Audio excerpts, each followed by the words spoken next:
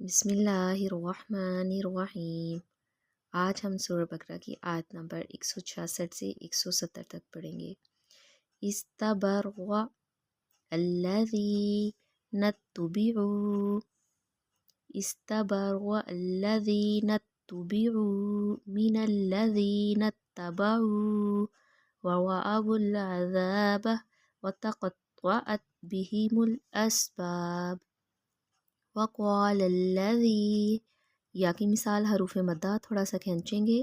وقال الذین اتبعوا لو ان لنا کرۃ فنتبرأ منهم کما تبرؤوا منا کذلک یریہم اللہ اعمالہم حسرات علیہم وما هم بخارجین من النار۔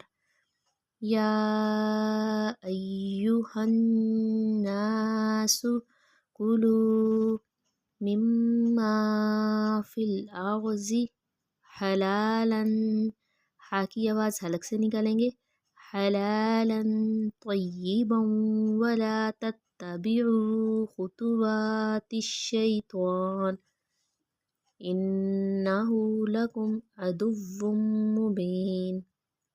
انما یأمرکم بالسوء والفحشاء وان تقولوا علی اللہ ما لا تعلمون۔